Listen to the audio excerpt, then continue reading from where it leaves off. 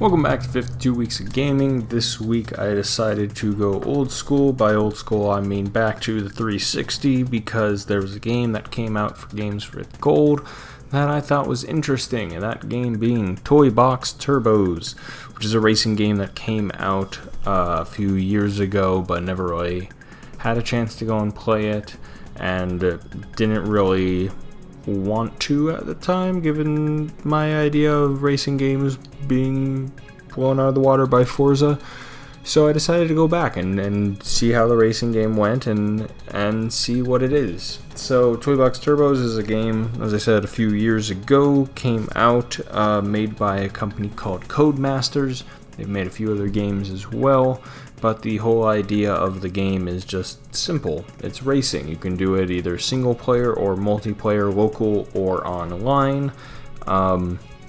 Pretty simple overall as far as what you need to go and do. And as far as the types of races that you have things such as the classic, as it's called, which is usually just 3 laps around a course.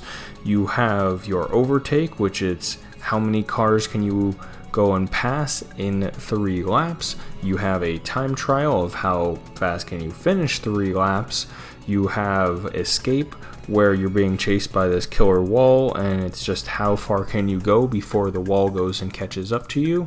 You have elimination, which is against the bosses, usually, where it's just pretty much whoever's the last one surviving goes and gets a point. You also have countdown, which it's the clock is constantly going down. You have to collect timers to increase your time and see how long it takes to go, or how long, you have left to finish with at the end of the race.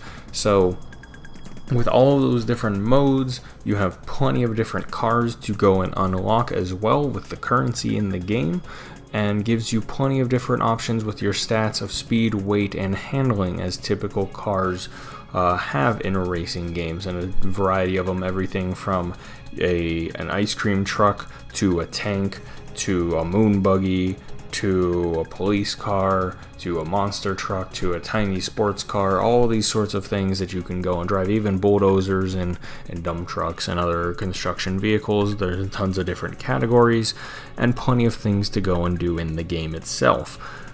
As far as what I thought of it, it was a nice, enjoyable racing game. Because I get frustrated with racing games typically very easily, this was something that I was a bit more hesitant about, just given how the game works and what it is.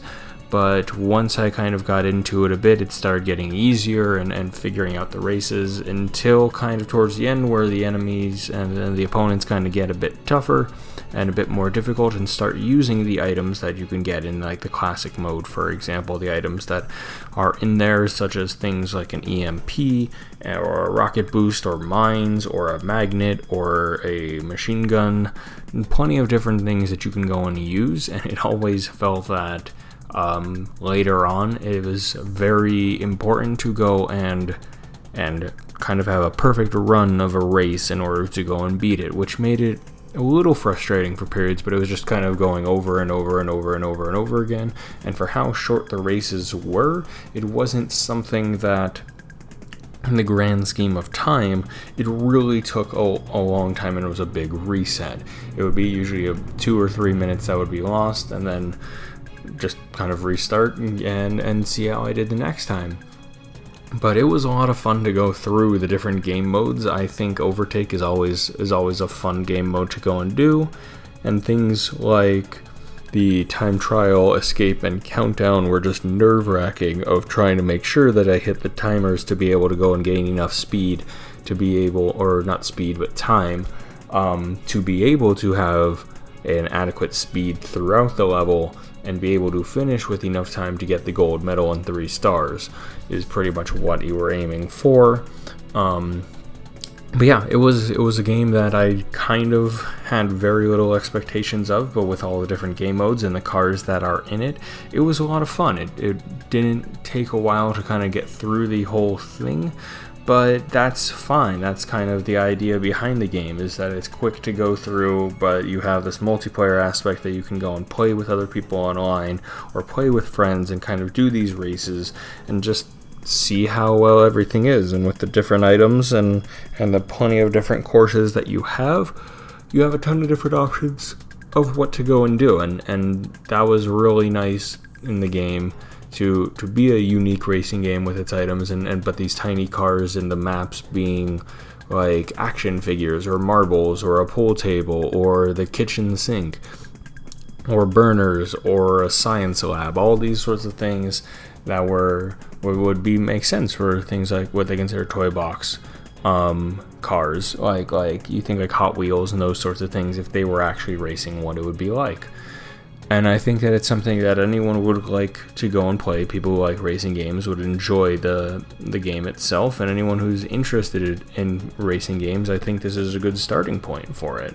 So I think there's a lot of things that the game does right that people would go and enjoy and have fun with, like I did.